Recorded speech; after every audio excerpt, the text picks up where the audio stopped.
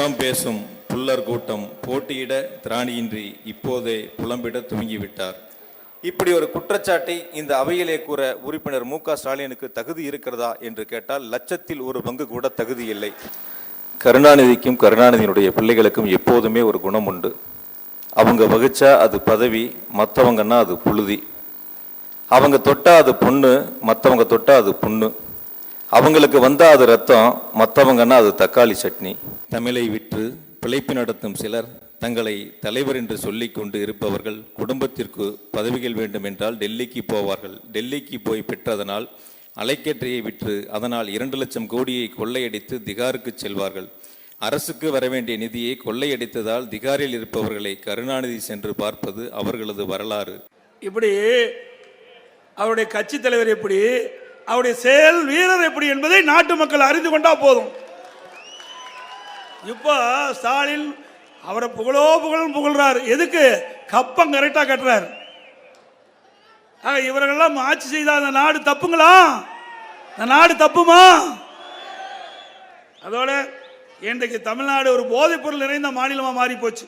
எங்க பார்த்தாலும் கஞ்சா விற்கிறாங்க. கஞ்சா விற்காத இடமே இல்லை. இன்றைக்கு திமுக நிர்வாகி அயலக அணியினுடைய துணை அமைப்பாளர் அப்படின்னு ஒரு அணி, எந்த கட்சியிலுமே இப்படிப்பட்ட ஒரு அணி இல்லை.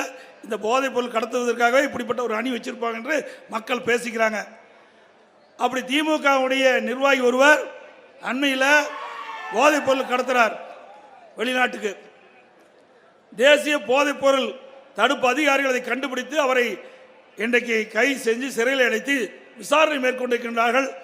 இப்பொழுது கண்டுபிடிக்கப்பட்ட மதிப்பு, போதைப் பொருளுடைய மதிப்பு 2000 கோடி. 3 ஆண்டு காலமாக தொடர்ந்து போதைப் பொருளை கடத்திக்கிட்டே இருக்கிறாங்க. அப்படி 3 ஆண்டு காலில் எத்தனை ஆயிரம் கோடி கடத்திருப்பா என்று நீங்கள் எண்ணி பாருங்க.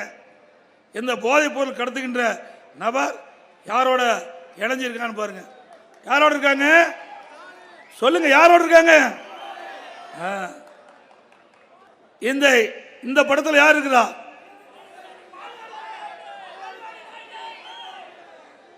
ஆக முதலமைச்சரோடையும் விளையாட்டுத்துறை அமைச்சரோடையும் நெருக்கமாக இருக்கார்.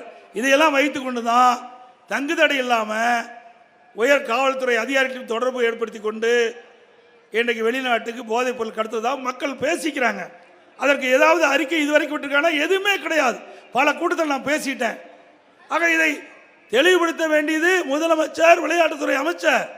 ஏன்னா எல்லாமே படம் எடுக்கலாம். நான் கூட வரும்போது நிறைய படம் எடுத்தாங்க, எடுப்பது தவறில்லை. ஆனால் திமுக கட்சியை சேர்ந்த நிர்வாகி ஒருவர் இப்படிப்பட்ட போதைப் பொருள் கடத்தலில் ஈடுபட்டு சொன்னால் அதுக்கு விளக்கம் அளிப்பது முதலமைச்சருடைய கடமை, விளையாட்டுத்துறை அமைச்சருடைய கடமை. ஆக திமுக கட்சியை சேர்ந்த நிர்வாகிகளே இப்படி போதைப் பொருள் கடத்தலில் ஈடுபட்டா எங்க போதைப் பொருளை தடை செய்ய முடியும்?